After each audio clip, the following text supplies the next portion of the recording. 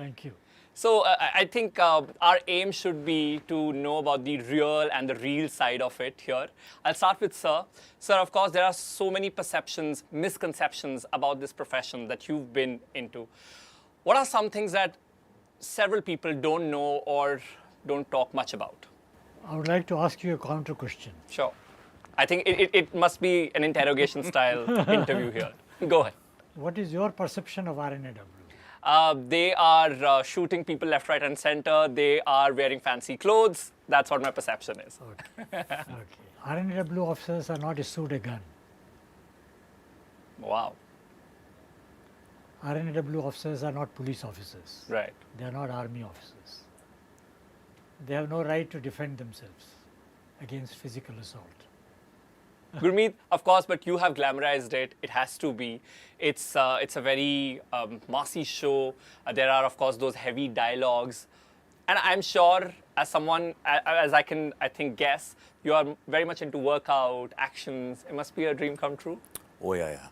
I think it was my dream कि कुछ ऐसा action-based series करने का मौका मिले. Okay. और सबसे अच्छी बात है कि रॉ एजेंट का करने का मौका मुझे लगता है बहुत कम लोगों को मिलता है. I feel बहुत lucky कि आज मैं सर के साथ यहाँ पे बैठा हूँ. We saw you jumping off the roof as well. A recent BTS video that you put. You know, मुझे किसी ने पूछा कि इसकी आपने तैयारी क्या की है, तो मैंने कहा कि मैं बहुत actually देशभक्त हूँ. 24/7.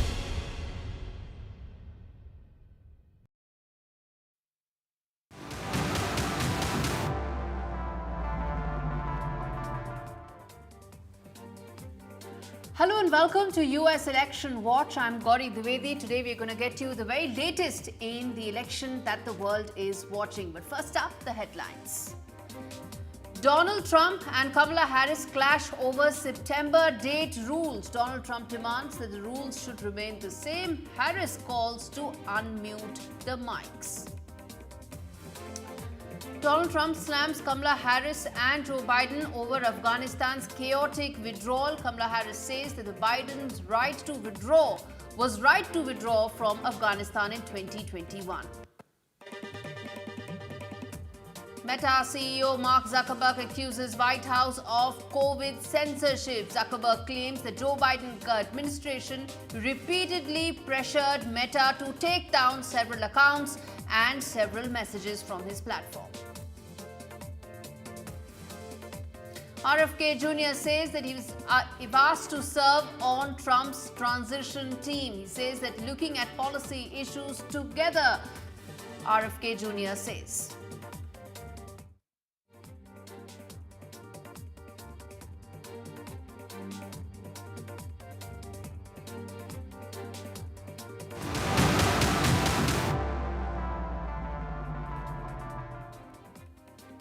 The big story on the US Election Watch today, Kamala Harris's camp is now trying to reverse a rule that President Joe Biden's team secured for the upcoming debate with Donald Trump.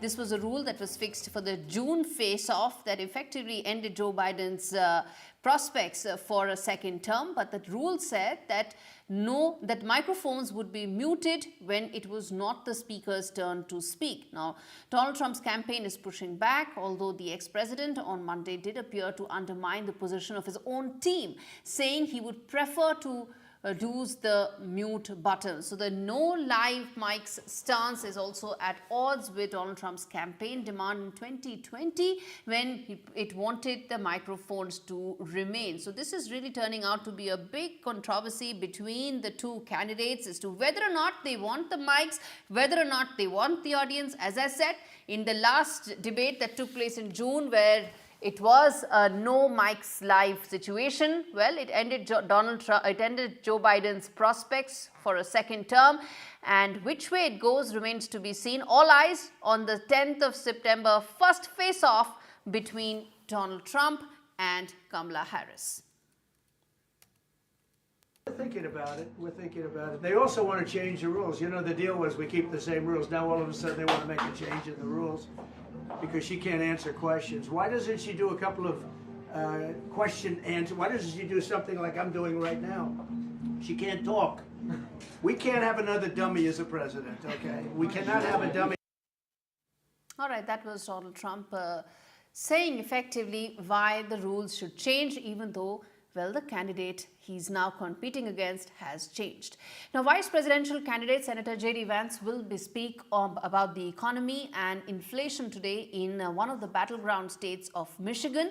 Meanwhile, there's also an update coming in for Kamala Harris and Walz's bus tour that Harris and her running mate, Governor Tim Walz, are preparing to kick off a bus tour starting Wednesday in the key state, another important state, which is Georgia. It will be the first time that they'll be campaigning together, and the trip also underscores the focus on the key state. Remember, it all boils down to the 7-odd swing states in US where 2/3 of the energy, time, funding, focus of the campaigns of the two candidates will be pretty much geared towards. But let's listen in also to another soundbite of Donald Trump in Michigan. We are not just going to make America great again, we're going to make American democracy great again. We're going to bring it back. My opponent, Kamala Harris, and Tim Walz are promising the exact opposite. They want endless war, open borders, voting rights, and free health care for illegal aliens, Soviet-style price controls, censorship, unlimited migration from terrorist hotspots, and unchecked power for the deep state. This fight is no longer between Democrats and Republicans. This is a fight between communism and freedom. It's a very serious fight. All right. So that, of course, was Donald Trump speaking in Michigan. Now let's come to the big focus of the show today, which is around what Donald Trump and Kamala Harris's policies are going to be, foreign policy, especially regard to the Pakistan, Afghanistan, Iran region. Extremely crucial. Also in focus right now, given that Donald Trump slammed Harris and Biden over the chaotic withdrawal of US soldiers from Afghanistan 3 years back, even as Kamala Harris hit back, saying that Biden was right to withdraw from Afghanistan, though many people did call those that entire process of withdrawal extremely chaotic, unplanned, and left the country in complete tatters. This is August 2021 footage and images that are on your screen that tells how unplanned the entire exit from Afghanistan was for America. And now that's become a crucial election issue. So Afghanistan is now an important poll issue in these elections, and that's exactly what I will first get my guests Raymond, Vickory and Michael Kugelman to speak on. But before that, viewers, take a look at this report that tells you the context of why this discussion is so important. Caused by Kamala Harris, Joe Biden, the humiliation in Afghanistan set off the collapse of American credibility and respect all around the world. Present! Oh!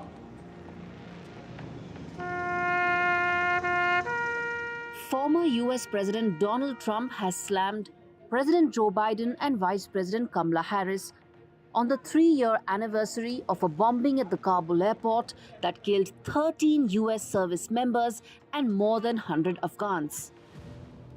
Speaking at a National Guard Association of the US conference in Detroit, Trump labeled the Afghanistan withdrawal as the most embarrassing day in the history of our country, adding that it ignited conflict across the globe. Earlier this month, Taliban marked the 3rd anniversary since they seized power in Afghanistan. The ceremony was held in Bagram, where the former US military base was located. It gave us Russia going into Ukraine. It gave us the October 7th attack on Israel, because it gave us lack of respect. We're not respected. We were respected very much 4 years ago. We're not respected now.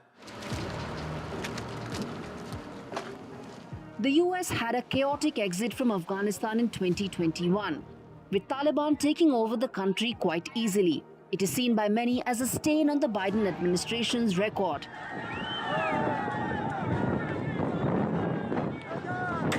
It has pushed some families of the troops killed in the airport attack to join Republican criticism.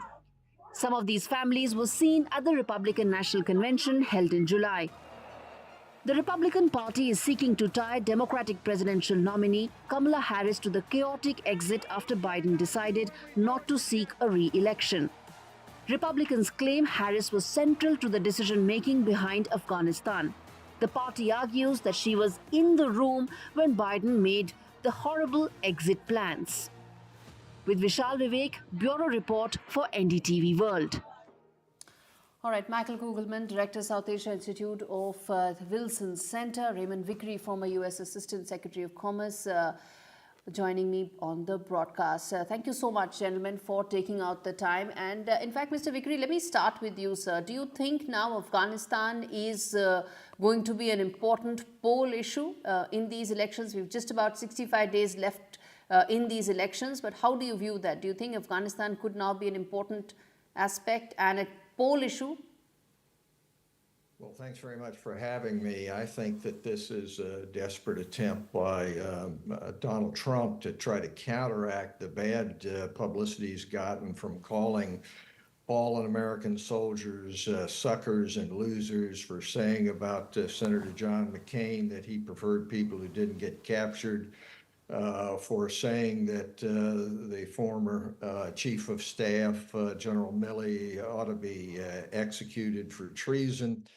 Now he's trying to cover himself with the exit and tying it in to everything. If you listen to what you just played, his segment says that because of the Afghanistan withdrawal that we have the problem with Ukraine and with Hamas, forgetting, of course, that he's been big buddies with Putin, that he has said to Netanyahu that Netanyahu ought to be allowed to finish the job.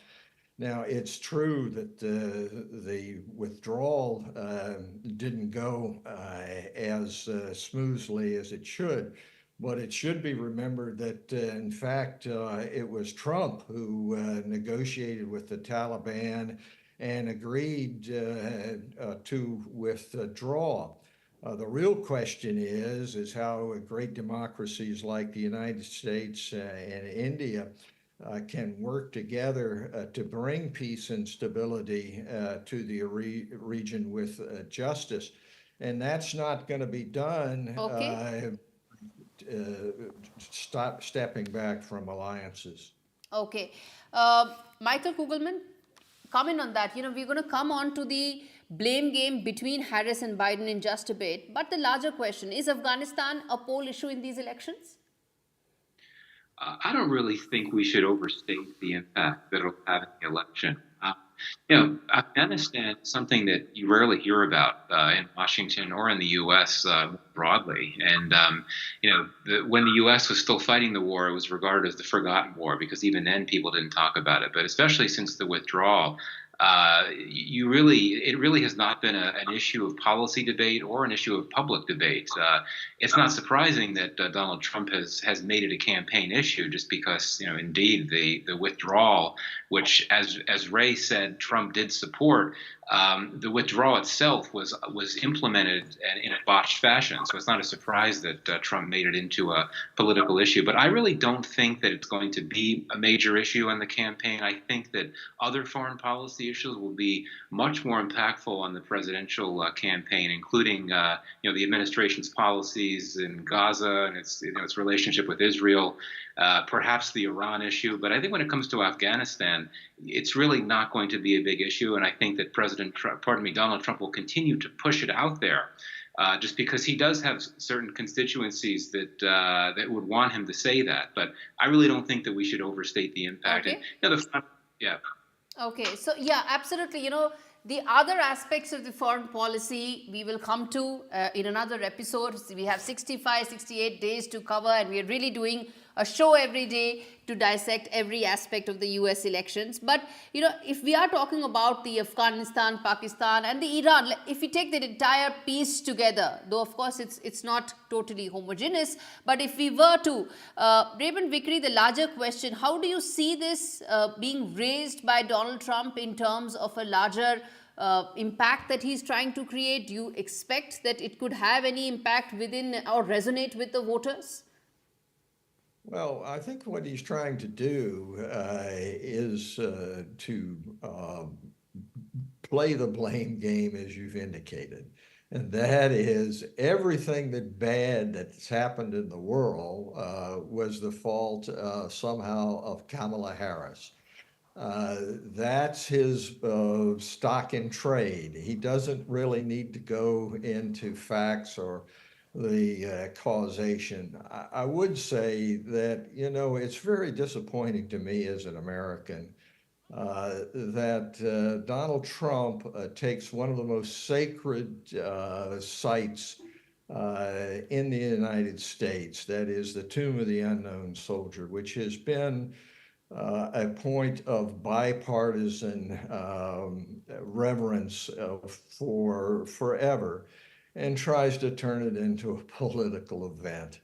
I think that in regard to what happens in South Asia with Afghanistan, Pakistan, India, the Trump approach will be transactional, that if he can find some benefit to himself in it, he'll try to use it. But it really does not have any implication, it seems to me, in the longer run for policy. That's going to be determined in other ways. Okay. So I think that the question of our troops is always forefront of American minds, but I doubt that this, as they say in the South, I don't think this dog is going to hunt. Okay. But the larger question, Michael Kugelman, if one were to say that, is this election going to essentially be, or is Donald Trump's strategy essentially going to be about, you know, how the Joe Biden administration's achievements, failures, ups and downs essentially become that of Kamala Harris's? And is that something that Kamala Harris would have to actively work towards ensuring it doesn't happen? She comes out with her own policy charter to ensure she can de-link herself with the Biden administration. Right. Yes, I think that will be the challenge for Kamala Harris. And indeed, as she served as President Biden's vice president, so naturally she would be linked to the president and linked to the administration, and that certainly applies in the Afghanistan context. I myself do not know exactly how involved she was in decisions related to the botched withdrawal. I mean, we've heard President Trump and others indicate that she had a very major role. We don't know, but because of the fact that she was vice president, and then because the fact that she's now the presidential candidate, her association with Biden, including in the context of the withdrawal from Afghanistan, is going to be something that she will need to respond to. You know, we'll see how that plays out. But again, I don't think we should be surprised that Trump has decided to make the Afghanistan withdrawal issue a political issue, even though, indeed, he wanted to withdraw as well. And had he won re-election, and had he been president when the U.S. had implemented the withdrawal, who knows if the same thing wouldn't have happened? Who knows if the withdrawal wouldn't have been just as botched with him? Because I would argue that successive U.S. administrations, including the Trump administration, had made a lot of mistakes in Afghanistan, including not recognizing how quickly or how much Afghan security forces were failing. So who knows? We may have had the same situation play out if Trump were still president when the withdrawal took place. But yeah, I think that this Afghanistan issue will remain a big issue. I don't think that Afghanistan and Pakistan together will be a major issue in the campaign. I also think that both a President Harris or President Trump would actually take fairly similar positions to the two countries. They wouldn't really be priorities. Iran would be a bit of a difference. I think that we've seen that President Trump would be willing to take a much harder line against Iran. But given how things have gone with events in the Middle East over the last year or so, we've seen that the Democrats or the Biden administration also take a significant shift in approaches to Iran, wanting to take a hardline approach as well. So all the three countries you mentioned, Afghanistan, Pakistan, Iran, I imagine that whoever wins the election, the policy toward those three countries will be fairly similar. Mr. Raymond Vickory, you agree that it could largely be continuation of the U.S. stance? I know Iran warrants a separate episode altogether of U.S. election watch, but nevertheless, if one were to include that in Afghanistan, Pakistan, and Iran geography, do you think it would largely be an extension of how the policies have been right now, irrespective of whether Donald Trump or Harris wins? Well, I think that the good news here is that there is a strong bipartisan support in the United States politically across the spectrum for the U.S. and India relationship. And that, it seems to me, is going to be a driver. Sure, we have interest in what happens with Pakistan as to whether or not there is some semblance of democracy or stability there, and in Afghanistan. But we are committed, it seems to me, as a nation, regardless of who's at the top, to that relationship between the United States and India to bring peace and prosperity throughout the region and indeed throughout the world. All right, Raymond, Vickory, Michael Kugelman, thanks so much for joining me as we decode the U.S. elections over the next 2 months. Appreciate you joining us. All right. Shifting focus now away from Afghanistan to what Meta CEO said. He accused the White House of censorship during COVID period. Mark Zukerberg said that he faced pressure to censor COVID-related content on Facebook. This was actually part of Mark Zuckerberg's explosive letter to the US Congress, where he said and accused the White House of censoring content. He also claimed that Biden administration had repeatedly pressurized Meta and wanted several content to be taken off. In fact, even content that was considered humorous, not offensive, was also repeatedly asked to be taken down. And in fact, Mark Zuckerberg also said that in hindsight, he regretted not speaking about it earlier. And he also said that if such a situation were to happen right now, he would probably not bow down to pressure. Take a look at this report. We come back and talk more about, well, how does free speech really stand right now in America?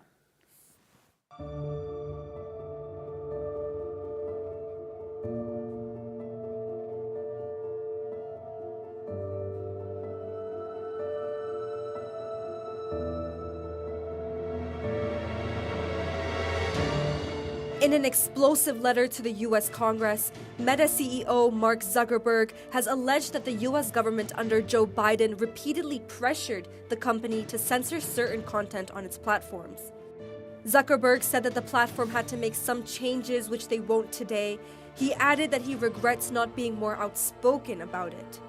Zuckerberg, one of the richest people in the world, said that the COVID content that the U.S. government wanted censored included humor and satire. The House Committee on the Judiciary of the Republican Party took to X, the social media platform, to inform about the letter.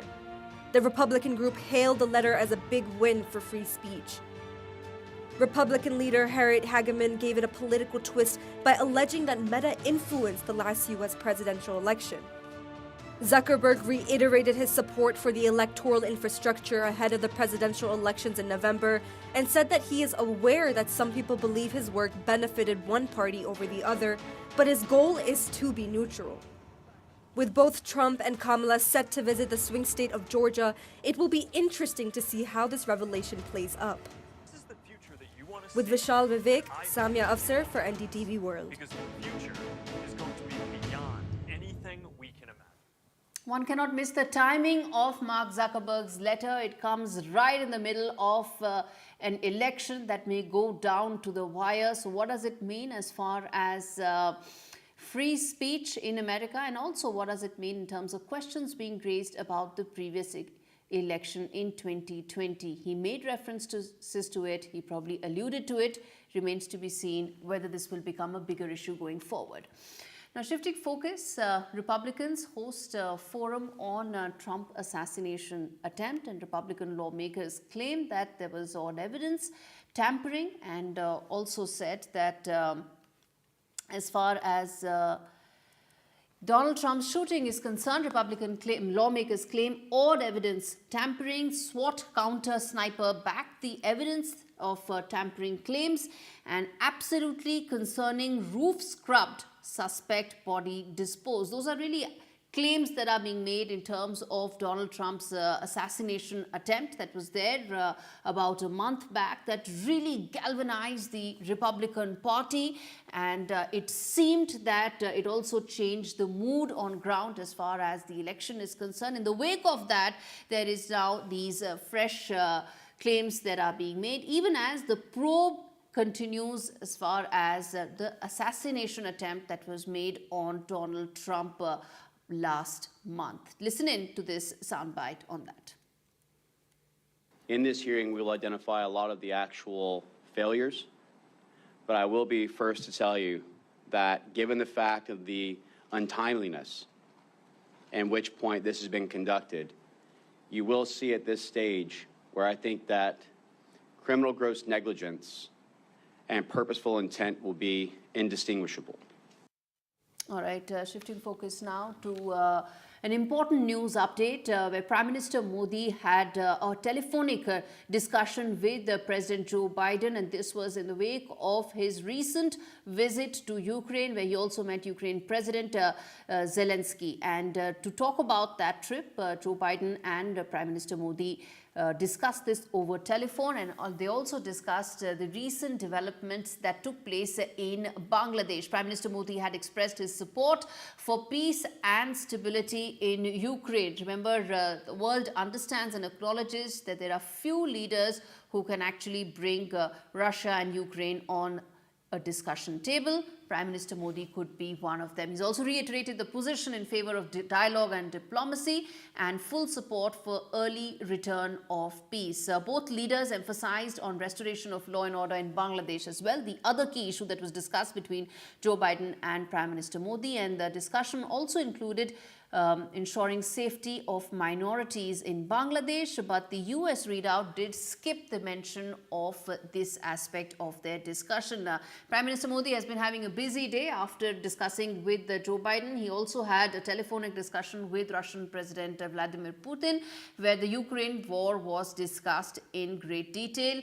Calls and repeated calls for peace were made again, and Prime Minister Modi reiterated that India wants a peaceful resolution to any settlement and wants this war to end soon.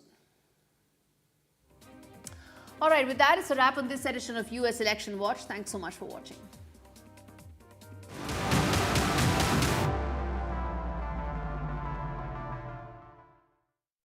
Have you ever considered what might happen if you didn't feel that way about yourself? You know, your worth doesn't depend on what they think of you.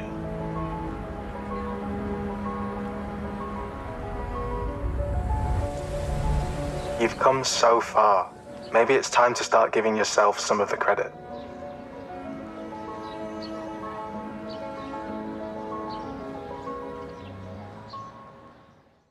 Do you need to borrow money? Then you've come to the right place. Everyday Loans. Representative APR 99.9%. Apply now at everydayloans.co.uk. There's a light that always shines on me. You must know what it's like. Baby, you must know what it's like to love somebody, the way I love you. Wouldn't life be so much easier if you could control your blinds at the touch of a button? With Ultra Smart Blinds from Appeal, there's no chains, cords or wiring, because these stylish blinds are driven by a rechargeable power pack. New Ultra Smart Blinds from Appeal, the intelligent solution for home shading. Someone's happy. Get that lucky cow feeling with luckycowbingo.com/bingo, the site that's bursting with beautiful bingo games. 75 ball bingo, even 90 ball bingo, Fill your bingo boots today.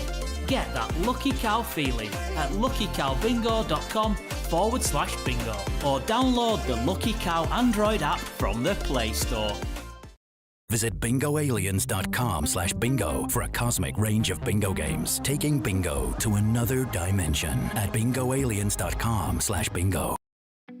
Back in 2004, we had one simple idea: to put premium Swiss watches within everyone's reach. 20 years later, we've become an overnight success.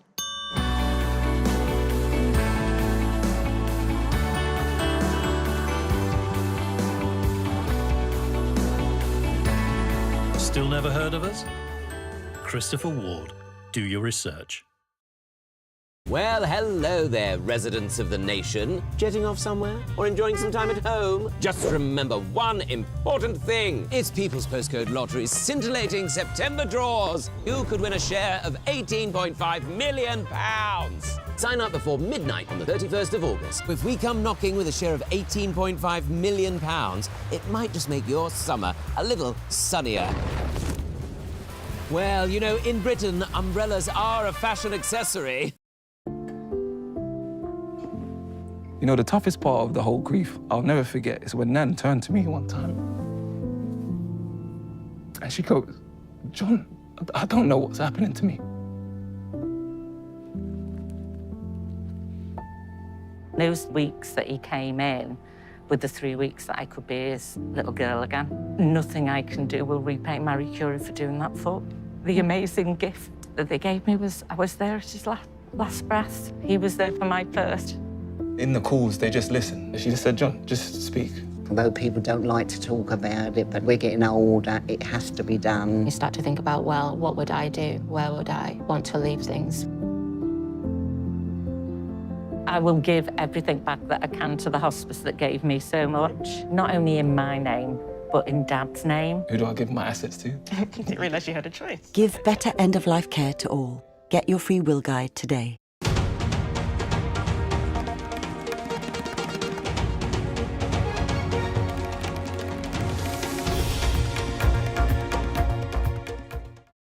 The cover-up. That's what we're going to be looking at. Rage on the streets of Kolkata, but the politics over this rape and murder clearly peaking.